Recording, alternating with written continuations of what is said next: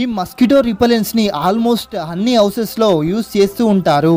కానీ మనం బాక్స్ వెనకాల ఏం రాస్తుందో అస్సలకే చదవం. సిగరెట్ ప్యాకెట్స్ మీద అయితే బోల్డ్ లెటర్స్ తో స్మోకింగ్ కాసెస్ క్యాన్సర్ అని రాసి ఉంటుంది.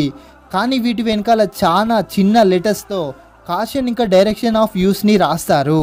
అవి మనం ఎవరం కూడా చదవం. ఒక్కసారి వాటి వెనకాల ఉన్న కాంపోనెంట్స్ ని చూస్తే ట్రాన్స్ఫ్లుత్రిన్, డైఇథైల్ ఎం టోలోమైడ్, బ్యూటిలేటెడ్ హైడ్రాక్సీ టోలరిన్ ఇలాంటి సిమిలర్ కాంపోనెంట్స్ ని కాయిల్స్ లో ఇంకా రిపెలెంట్స్ లో వాడుతూ ఉంటారు. వీటి side effects headache, I irritation, anxiety, constipation ఇంకా అలాగే brain problems like asthma, bronchitis ఇంకా చాలా రకాల ప్రాబ్లమ్స్ అనేవి వస్తాయి వీటిని యూజ్ చేయడం వల్ల. ఇక లీఫ్లెట్ మీద ఉన్న డైరెక్షన్స్ ని మనం చూస్తే doors and Windows should be open. Doors and Windows ని ఓపెన్ చేసి మనం యూజ్ చేయాలని రాసి పెట్టి ఉంటుంది. కానీ మనం డోర్స్ అండ్ విండోస్ ని క్లోజ్ చేసి మరీ యూజ్ చేస్తాం. ఇంకా అలాగే అవాయిడ్ ఇన్హలేషన్ అని రాసి ఉంటుంది. కానీ ఇది అస్సలకే పాసిబుల్ కాదు. యావరేజ్ గా 6 to 8 hours ఆఫ్ స్లీప్ లో మనం ఎంతో కొంత ఇన్హేల్ చేస్తూనే ఉంటాం. అయితే దీనికి సలహా ఏంటి అంటే కొన్ని న్యాచురల్ టిప్స్ ని చెప్తాను.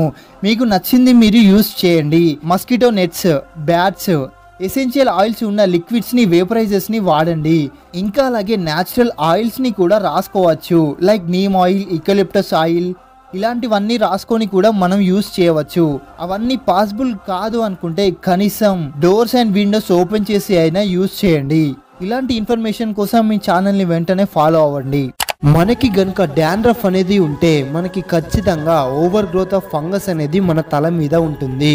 ఆ ఫంగస్ అనేది మన స్కాల్ప్ ఆయిల్స్ మీద ఫీడ్ అవుతూ ఉంటాయి. అలా పాపులేషన్ అనేది పెరుగుతూ ఉంటుంది. అవి పెరిగే కొద్దీ ఆ స్కాల్ప్ ఆయిల్స్ అనేవి ఎక్కువగా కన్జ్యూమ్ చేసుకుంటూ ఉంటాయి. దానివల్ల ఎక్కువగా మన తల మీద ఇరిటేషన్ అనేది వస్తుంది. అలా డెడ్ స్కిన్ సెల్స్ అనేవి ఎక్కువగా పెరుగుతాయి. ఆ సెల్స్ అనేవి స్కాల్ప్ ఆయిల్స్ తో మిక్స్ అవుతాయి. అవన్నీ కలిసి డాండ్రఫ్ లాగా ఫామ్ అవుతాయి. మీరు చూసే వైట్ స్టఫ్ అనేదే డాండ్రఫ్. మీకు డాండ్రఫ్ వచ్చినప్పుడు ఏం చేస్తే తగ్గింది అనేది కామెంట్ చేయండి. 7 మిస్టేక్స్ చేయడం వల్ల మన కిడ్నీస్ అనేవి ఖరాబ్ అవుతాయి. Number 1, holding in urine. ఎక్కువగా యూరిన్ ని ఆపుకోవడం. Excess of salt, caffeine, soda, excess of sugary beverages అంటే ఎక్కువ షుగర్ ఉన్న కూల్ డ్రింక్స్ తాగడం వల్ల, ఎక్సెసివ్ పెయిన్ మెడికేషన్ తీసుకోవడం వల్ల, ఇంకా అలాగే smoking and drinking of alcohol, ఇంకా lack of exercises, ignoring of high blood pressure. ఎక్కువగా బ్లడ్ ప్రెషర్ ఉన్నప్పుడు దాన్ని ఇగ్నోర్ చేయవద్దు. ఇంకా అలాగే తక్కువగా వాటర్ తీసుకోవడం వల్ల మన కిడ్నీస్ అనేవి చాలా ఖరాబ్ అయ్యే ఛాన్సెస్ ఎక్కువగా ఉన్నాయి. ఈ వీడియోని కిడ్నీ లవర్స్కి షేర్ చేయండి. మీరు ఎంత హెల్తీగా ఉన్నారో ఒక్కసారి చెక్ చేసుకోండి. ఒక్కసారి లంగ్స్ నిండా ఊపిరి తీసుకొని అలానే ఉండాలి. ఈ టెస్ట్ ని పాస్ అవడానికి ట్రై చేయండి. ఇక స్టార్ట్ చేద్దాం. ఎవరైతే ఫస్ట్ 3 బాక్సెస్ వరకు ఊపిరిని హోల్డ్ చేయలేకపోతారో వారు అన్హెల్తీ అని అర్థం. వారు వెంటనే డాక్టర్ ని కలవండి. ఎవరైతే 4 బాక్సెస్ ని క్రాస్ చేస్తారో వారు యావరేజ్ అని అర్థం. ఎవరైతే 5 బాక్సెస్ ని క్రాస్ చేస్తారో వారు హెల్తీ అని అర్థం. ఇంకా అలాగే 6, 7 బాక్సెస్ ని దాటారో వారు సూపర్ హెల్తీ అని అర్థం. ఎవరు ఏ బాక్స్ వరకు ఊపిరిని హోల్డ్ చేశారో కింద కామెంట్ సెక్షన్లో కామెంట్ చేయండి. కన్వీనియంట్గా ఇంకా అలాగే స్టైల్గా ఉంటుందని మనం ప్లాస్టిక్ బాటిల్స్లో వాటర్ని వాడుతూ ఉంటాం. కానీ అది అస్సలకే మన హెల్త్కి మంచిది కాదు. ఆ వాటర్ అనేది ఎండలో యూజ్ చేసినప్పుడు కార్సినోజెనిక్ డయాక్సిన్ అనే కెమికల్ రిలీజ్ అవుతుంది. దీనివల్ల ఎక్కువగా ఆడవారిలో బ్రెస్ట్ క్యాన్సర్ని ట్రిగ్గర్ చేస్తుంది. ఇంకా అలాగే బిస్ఫినాల్ ఏ అనే కెమికల్ వల్ల cancer, infertility, heart damage, endocrine disruption ఇంకా అలాగే ఒబేసిటీ కూడా వస్తుంది. ఇక మేల్స్ లో అయితే మేల్ ఇన్ఫర్టిలిటీ ఇంకా అలాగే లివర్ క్యాన్సర్ కూడా వస్తుంది. ప్లాస్టిక్ బాటిల్స్ లో ఉన్న మైక్రో ప్లాస్టిక్ అనేది ఏ మాత్రం గట్ ఫ్రెండ్లీ కాదు.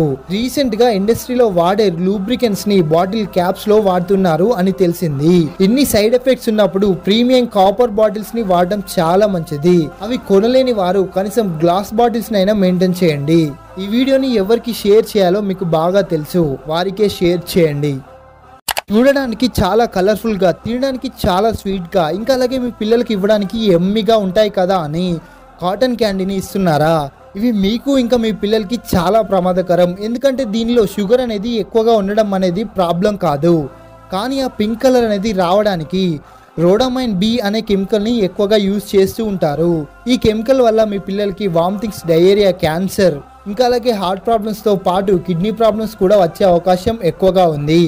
ఇది నేనేం స్వతహాగా చెప్పట్లేదు, national institute of health and sciences వాళ్ళే చెప్తున్నారు. కొన్ని చోట్ల కాటన్ క్యాండీని బ్యాన్ కూడా చేశారు. ఈ వీడియోని ఎవరైతే కాటన్ క్యాండీ లవర్స్ ఉంటారో వారికి షేర్ చేయండి. మీరు చిన్న హెల్త్ ఇష్యూస్కి యాంటీబయాటిక్స్ వేసుకుంటున్నారా? అయితే జాగ్రత్త. కానీ ఈ యాంటీబయాటిక్స్ వాడటం వల్ల మన శరీరంలో గుడ్ బ్యాక్టీరియా ఇంకా అలాగే బ్యాడ్ బ్యాక్టీరియా ఈ రెండింటిని కలిపి చంపేస్తుంది. ఇలా జరగడం వల్ల మనకి చాలా రకాల ప్రాబ్లమ్స్ అనేవి వస్తాయి. కాబట్టి మీరు ఏ కారణం చేతైనా యాంటీబయాటిక్స్ తీసుకున్నట్లయితే మీరు తప్పకుండా ఈ డైట్లో 3 టైప్స్ ఆఫ్ ఫుడ్ అనేది యాడ్ చేసుకోవాలి. Number 1 prebiotics. ప్రీబయోటిక్స్ అంటే రామచిక్కుడు, ఉల్లిపాయలు, బనానా లేదా పొట్టగొడుగులు ఇవన్నీ కలిపి తీసుకోవాలి. ఇంకా అలాగే ప్రోబయోటిక్స్ అంటే పాలు, యూగర్ట్, బటర్ మిల్క్. ఇంకా అలాగే అన్ని కలర్స్ లో ఉన్న వెజిటేబుల్స్ ని తినాలి. ఒక్కొక్క కలర్ లో ఒక్కొక్క వెరైటీ ఆఫ్ విటమిన్ అనేది ఉంటుంది. దీనివల్ల కొద్దిగా యాంటీబయాటిక్స్ తీసుకున్న ఎఫెక్టివ్ డోస్ ని తగ్గించవచ్చు. వీడియోని ఎక్కువగా యాంటీబయాటిక్స్ వాడే ఫ్రెండ్స్ కి ఇంకా మదర్స్ కి పేరెంట్స్ కి షేర్ చేయండి. మీరు ఈ 9 పనులు చేయడం వల్ల కాన్స్టిపేషన్ అనేది వస్తుంది.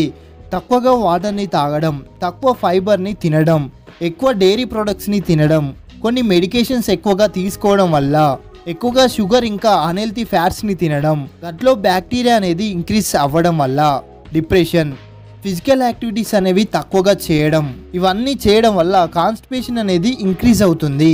Like, follow and share. మీకు కాకపోయినా కానీ వేరే వారికి అయినా ఉపయోగపడుతుంది.